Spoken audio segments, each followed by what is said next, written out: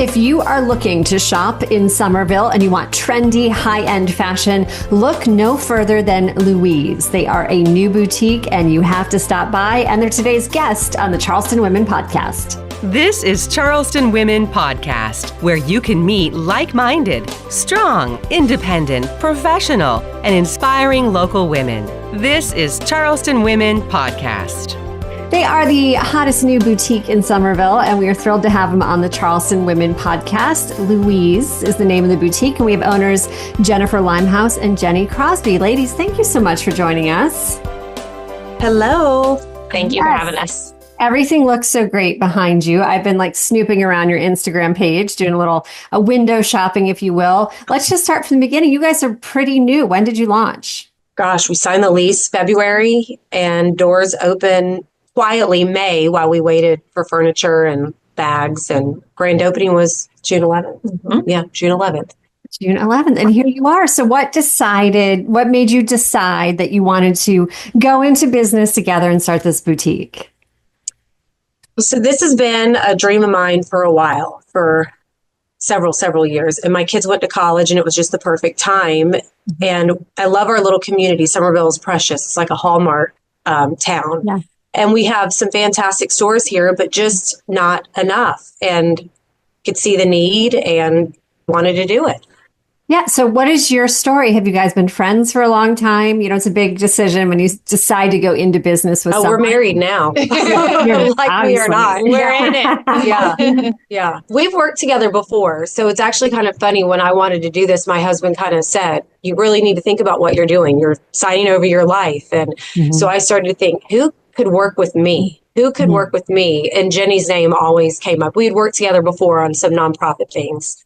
Okay. So yeah, always first pick. We work together well. We bounce off each other well. We have different strengths and weaknesses, which is great for a partnership. Yeah. So it's been wonderful. Yeah, it's like a match made in heaven, a good marriage, if you will. With at times. I'm sure there's a little fighting too. Oh, for better How or worse. Did you guys decide, when you decide to open a business, obviously there's a lot of questions that you have to go through, but especially for a boutique, it's your style. What type of clothing do you want to offer? Who are you trying to attract? How did you meet in the middle with that?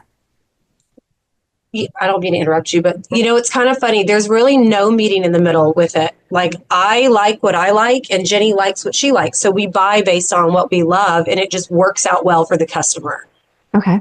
That's the only, is that? I think that's fair. And I think it also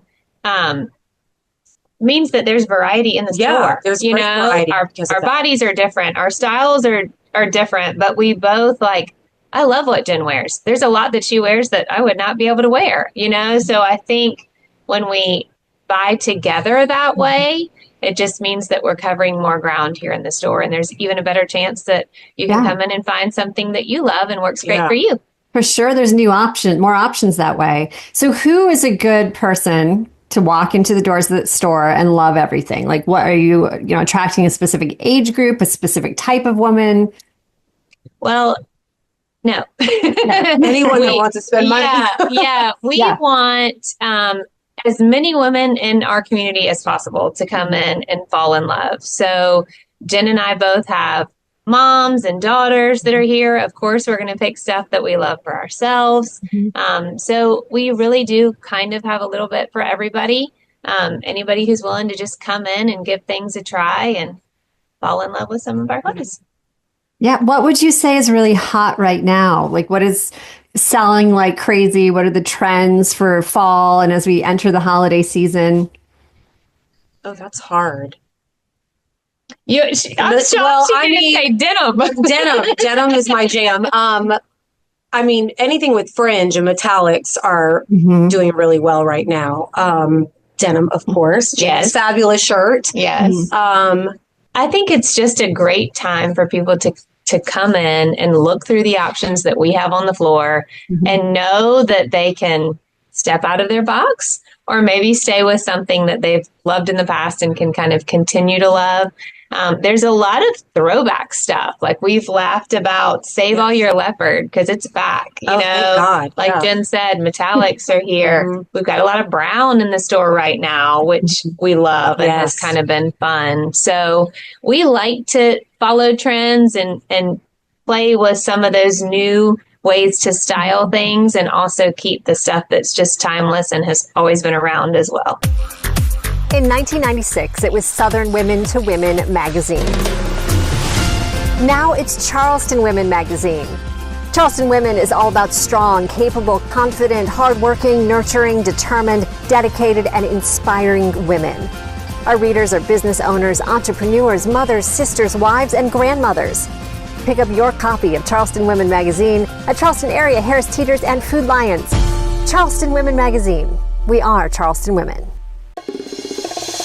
You're listening to the Charleston Women Podcast. What's your favorite part of this process? Is it going shopping for the boutique? I know you said you each have your different style. Or is it working with customers? Is it sending a woman out the door and something unexpected that she never thought she'd want, but she looks fabulous with? Like, what do you love the most? All those things. Yeah, genuinely, like all of it. If you could ask me what I could be doing with my life right now, I'm doing it. Yeah. We're very fortunate to have this opportunity and to serve this community and meet the people we get to meet on a daily basis. Yeah. It's fun. It is fun. We always love the customer interaction. It's great to see people who are willing to take a chance and put some things on that maybe they wouldn't have before. Oh, it's fun. Yeah. And we're giving a lot of therapy as well. Like I thought that we were just me as a person. I am very hard on myself and very critical. Yeah. It is every woman that walks in the door. And it really is, actually, it kind of makes me sad. It breaks my heart a little bit that we don't see ourselves like other people view us, because we all have something to offer. But people, they're just hard. We're hard. We're really hard on ourselves. And we love to take that opportunity and help somebody to really, we all have areas that we may be a little more sensitive to or insecure about. So how can you work around that and still find something that makes you feel fabulous, that you want to put on and want to be able to go out and, do fun things. So it is great when we are able to help somebody through some of that. Yeah, for sure. So I know, Summerville is a small but growing community, obviously rapidly growing. So people probably find you just organically walking along. They hear about you word of mouth, but also social media is playing a part in that. How are you using social? So we have a love-hate relationship with social media. Obviously, social media is critical to fashion. So much of, fashion inspiration comes from social media and what some star has worn. Jen and I laugh all the time about how awkward we are in front of a camera. So one of our, I would say right now, I would say one of our greatest challenges is actually like trying on our inventory, taking photos, getting those photos published out to social media, because we didn't grow up with cameras in our face all the time. We laugh. My daughter's like, muscle memory, Mom. Yeah, my muscles don't do that.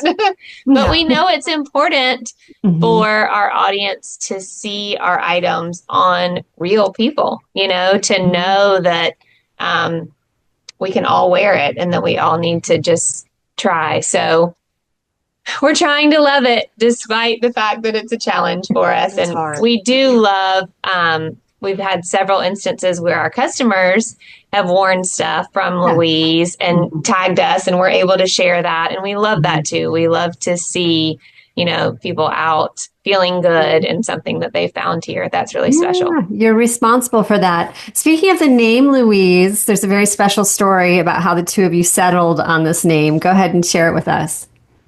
Well, it's funny because when I first talked to Jennie about let's go in business together, I think she waited maybe 2 weeks to call me back to say, you think we can open by spring? And we got to find a spot. But anyways, both of us being Jennifers, we were trying to come up with something creative with our names in it. And it was hard.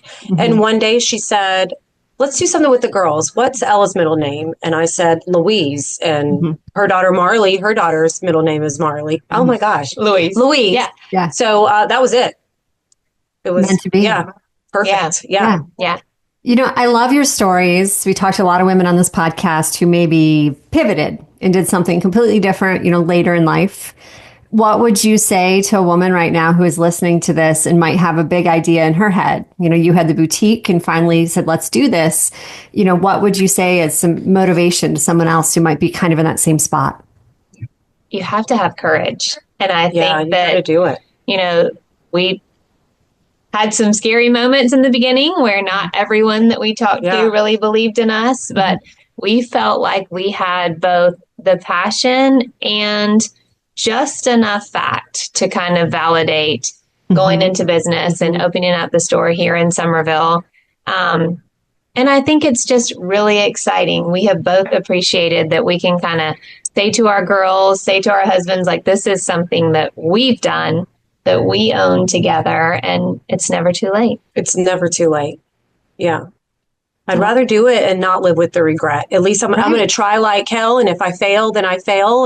But at least I can say I did it. Mm-hmm. At least you can, and here you are, you've done it. Yeah. What would you say is the most joyous part of this entire process? And then I'm also going to ask you, what is the maybe unexpected toughest part of this process?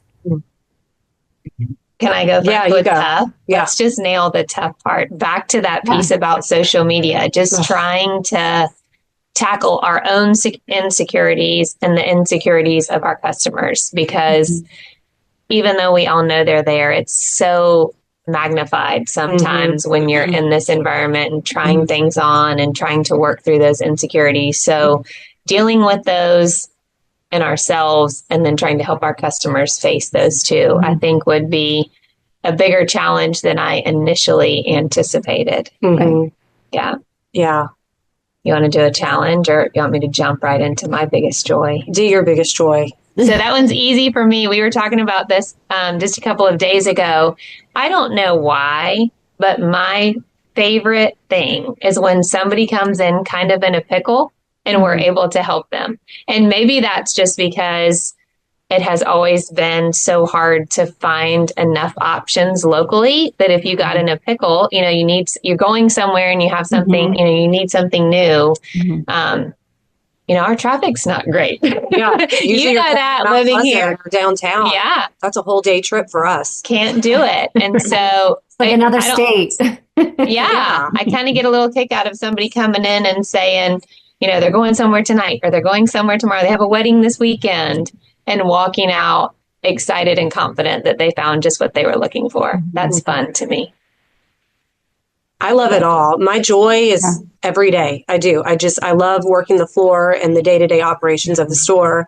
I love to shop. I genuinely love fashion. So this is a piece of cake for me. Yeah.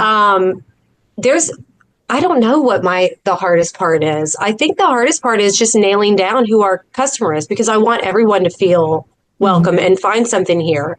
But at the same time, we've got to be smart with what we buy and where our money is at our inventory. So that part is really challenging. Figuring out sizes and who our customer, that's the hardest. Right. When you said you see mothers and daughters walk in, do both of them leave with a bag? That's the goal. Yeah. It's fun. It is. It's rewarding. If there is a must-buy piece in the store, what would you say that is right now? And again, I know you have different tastes, but if you had to pick like one thing, this is my absolute favorite, you have to come here tomorrow to get this, what would you say? So this is the challenge. This is what we should have told you was the challenge, and that's leaving stuff on the floor. No, actually, the reason why I have a partner is so this has not become my closet. It is so hard to leave inventory in the store. Like, I love accessories. I love jewelry and sequins and fringe and leather. So I'm looking around at everything and I can name 10 things that is a must have. Yeah. I mean, we have Brackish here, which is a fabulous brand. I mean, I'm looking at several earrings right now that I could easily slip in my purse. And then, I mean, we just have some really cool accessories. Really neat accessories. Yeah. How about you, Jennie? I'd probably say the same. We laugh because even if you're having one of those days where you don't want to try on, or you're maybe not feeling so good about yourself, you can always come out with some great earrings, maybe a pair of shoes. And you can always fit in your earrings. Yes. So it doesn't matter how you're feeling that week. Earrings never fail. Earrings always look good. My final question, I like asking busy women, as you guys are, that, what do you do in the morning? I feel like a morning routine is like a setup for a great day. And I find it so interesting that some people wake up early and work out. Some people meditate. Some people sleep in. Do either of you have anything that you do regularly every day that you feel like sets you up for success? I call Jennie. 6:30 in the morning. It's me. I have to go to the gym. I need structure every day or else I do not do well. So gym first thing in the morning. And So for me, I've still got kids at home, several of them, as a matter of fact. So for me, the trick is to be awake before them.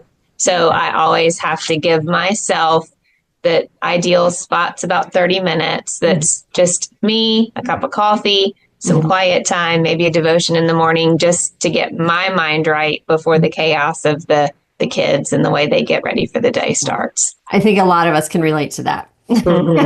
Few minutes of peace. Ladies, I know we can find you online, Facebook and Instagram at Louise of Summerville. What's your actual address? Where do we find you in town? We're 103 South Main Street. So we are just across the street from our town square right here in downtown Summerville. We're in the heart of it. All right. Anything else that I didn't ask that you want to add before we go today?